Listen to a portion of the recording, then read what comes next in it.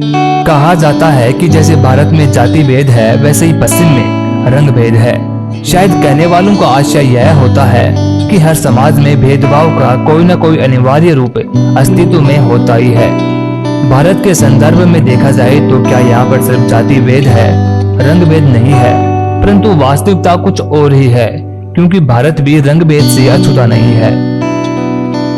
रंग भेद के खिलाफ आवाज उठाने वालों में गांधी के बाद अगर किसी का नाम जहन में आता है तो वह मार्टिन लूथर किंग जूनियर और नेल्सन मंडेला ही है। दक्षिण अफ्रीका में रंगभेद की नीति को मिटाने वाले नेल्सन मंडेला का अपने देश में वही स्थान है जो भारत में महात्मा गांधी का है।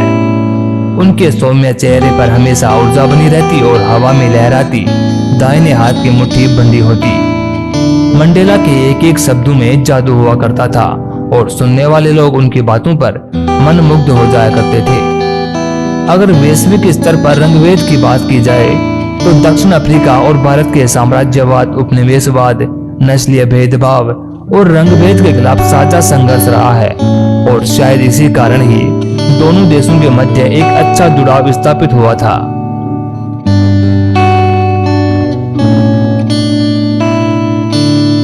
भारत के सुपरस्टार अमिताभ बच्चन ने कई बार मंडेला का जिक्र किया।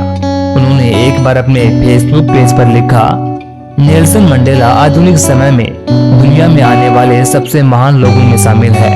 एक शांत और अपने धुन के पक्के इंसान जिन्होंने अपने पर विश्वास करते हुए संघर्ष किया। Bharat Ratna Nelson Mandela.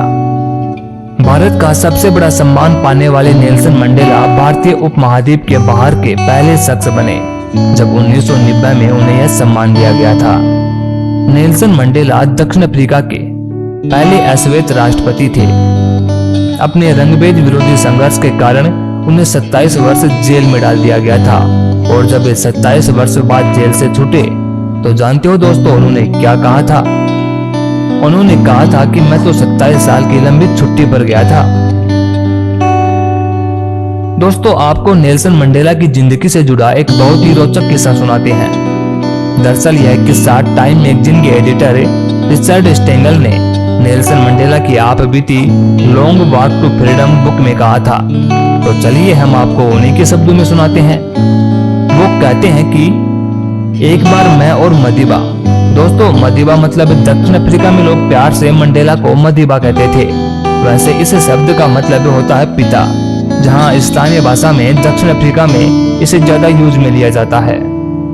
तो एक बार मैं और मदीबा नताल जा रहे थे। यह 6 सीट वाला हवाई जहाज था।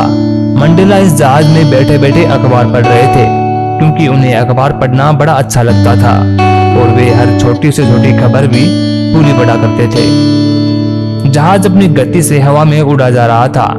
तभी उन्होंने देखा कि जहाज के पंख पर लगे प्रोपेलर ने काम करना बंद कर दिया है। दरअसल दोस्तों प्रोपेलर वो चीज होती है कि अगर वह काम करना बंद कर दे तो जहाज क्रैश हो सकता है। तो मदीबा ने मुझसे कहा कि मुझे यह सूचना पायलट को देनी चाहिए और ऐसा कहते वक्त उनकी आवाज हमेशा की तरह शांत और संयंत्र थी।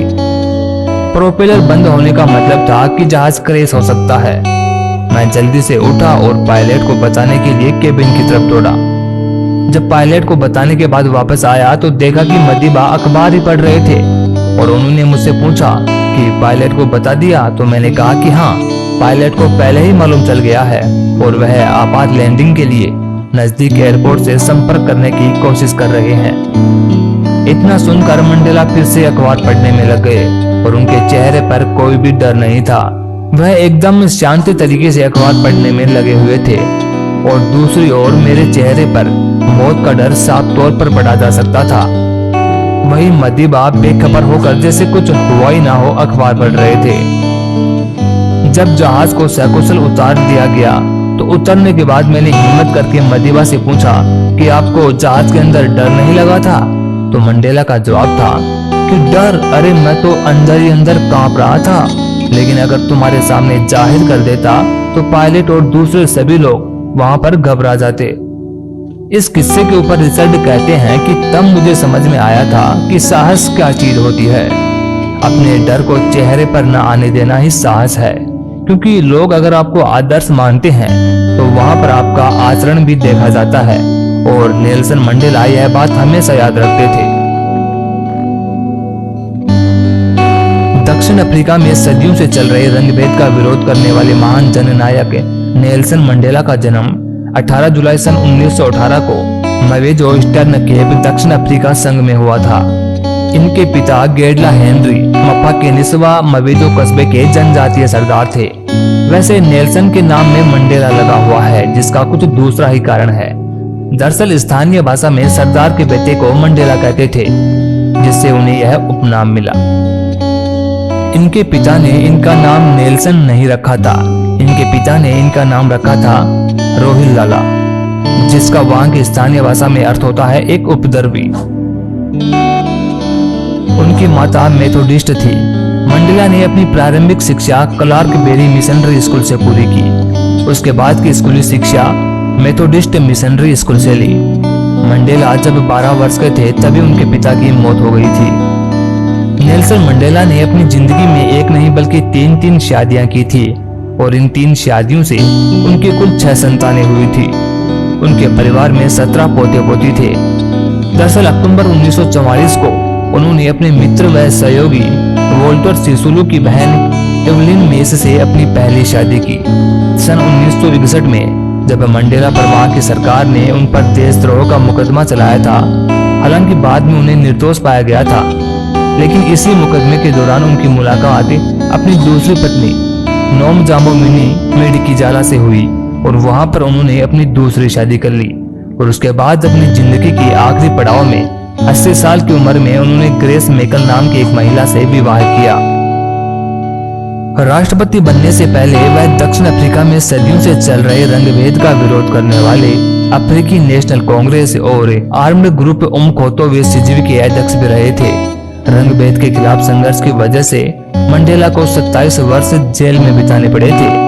उन्हें रोबेन द्वीप के जेल में रखा गया था, और यहाँ पर मंडेला कोयला खदान के मजदूर के तौर पर काम करते थे। नेल्सन मंडेला की जिंदगी का एक किस्सा अमेरिका से भी जुड़ा हुआ है। इस महान शख्सियत को अमेरिका ने अपनी टॉप आतंकवादियों की लिस्ट में शामिल कर रखा था, और जब 2008 में बराक ओबामा अमेरिका के पहले अश्वेत राष्ट्रपति बने, तब उन्होंने नेल्सन मंडेला का नाम इस लिस्ट से हटा दिया था। उनके साथ ही अफ्रीकी नेशनल कांग्रेस के कुछ सदस्यों को भी अमेरिका ने इस लिस्ट में डाला हुआ था। ऐसा इसलिए था क्योंकि अमेरिका यह मानता था कि रंगभेद नीति के खिलाफ मंडेला और अफ्रीकी नेशनल कांग्रेस की लड़ाई एक आतंकी लड़ाई है। वाकई में ये एक बहुत ही अचरज करने वाली बात है कि रंगभेद के खिलाफ आवाज उठाने वाले मंडेला को एक आतंकी लड़ाई करार दिया गया था। विद्यार्थी जीवन में उन्हें रोज याद दिलाया जाता था कि उनका रंग काला है, और सिर्फ इसी की वजह से वह यह काम नहीं कर सकते। उन्हें रोज इस बात का एहसास करवाया जाता कि अगर वे सीना तान कर सड़क पर चलेंगे तो इस अपराध के लिए उन्हें जेल जाना पड़ सकता है। ऐसे अन्याय ने उनके अंदर असंतोष भर दिया। ऐसी ही 2 घटनाओं का जिक्र मंडेला ने अपनी किताब the struggle is my life में किया है। जाहिर तौर पर यही वे घटनाएं होंगी जो उनके लिए रंगभेद के खिलाफ लड़ाई की सबसे मजबूत प्रेरणा बनी।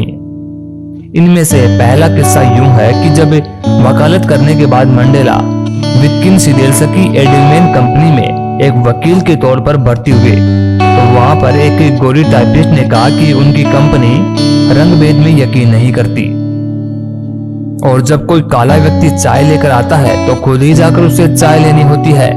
इसके बाद टाइपिस्ट का कहना था कि हमने 2 नए कप मंगवाए हैं, एक तुम्हारे लिए और दूसरा तुम्हारे अफ्रीकी अश्वेत साथी गौर राडिक के लिए।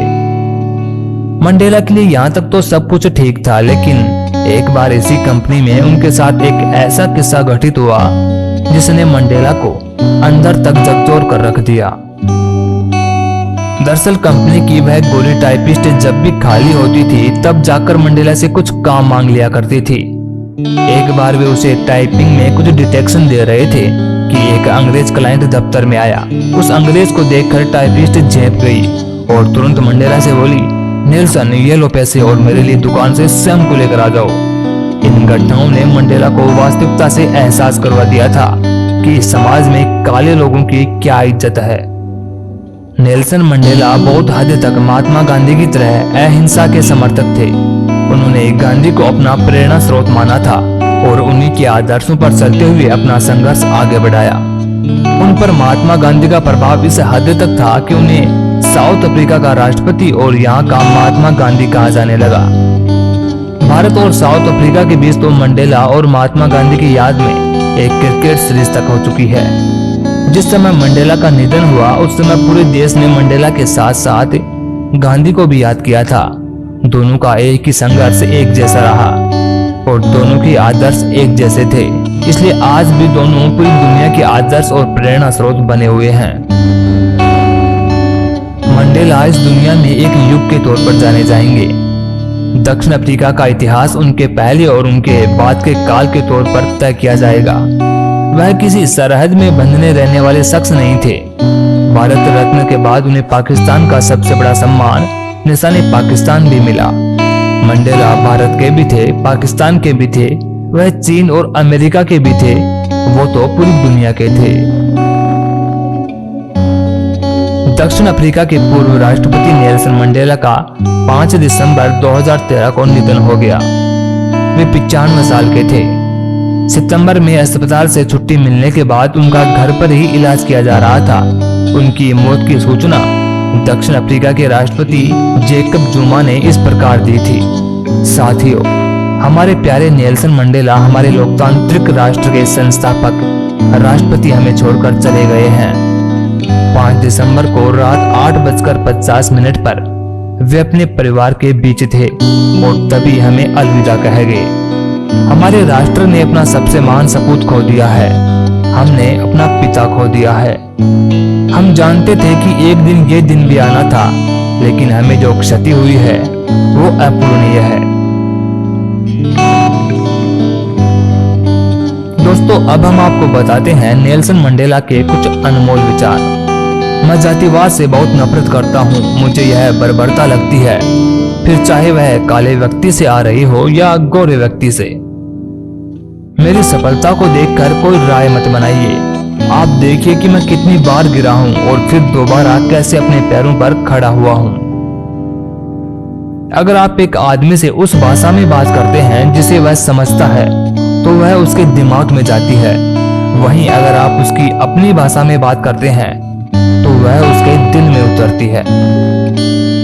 मुसीबतें किसी को तोड़ती हैं तो किसी को मजबूत भी बनाती हैं। कोई भी कुल्हाड़ी इतनी तेज नहीं होती कि वो लगातार प्रयास करने वाले के हौसले को तोड़ सके। मैंने यही सीखा कि साहस डर का अभाव नहीं था, बल्कि इस पर विजय थी। बहादुर आदमी वह नहीं है जो डर को महसूस नहीं करता है, बल्कि वह है जो उस डर को भी जीत ले। भले ही आपको कोई बीमारी हो, तब आप बैठकर मूर्ख की तरह उदास मत हो जाओ। जीवन का भरपूर आनंद लें और आपको जो बीमारी लगी है उसे चुनौती दें। छोटा काम करना या छोटी सोच वालों के साथ रहने से कोई फायदा नहीं है। आप जिस तरह का जीवन व्यतीत कर सकते हैं उससे कम स्तर की जिंदगी जीना गलत है। जब कभी अच्छी बातें होती हैं, विशेष रूप से जब आप जीत का जश्न मनाते हो, तब आपके लिए दूसरों को आगे रखकर पीछे से नेतृत्व करना बेहतर होगा। लेकिन जब भी खतरा हो, आपको आगे की लाइन में आना चाहिए, तब लोग आपके नेतृत्व की सराहना करेंगे। उम्मीद करते हैं दोस्तों आपको ये जानकारी बहुत ही पसंद आई होगी। अगर दोस्तों आपको ये जानकारी अच्छी लगी और ऐसी और जानकारी आप देखना चाहते हैं तो हमारे चैनल को सब्सक्राइब जरूर कर लें और हाँ, साथ ही साथ उस घंटे को भी दबा लें ताकि जैसे कोई नई वीडियो आए सबसे पहले वो आपके पास पहुंच पाए। धन्यवाद।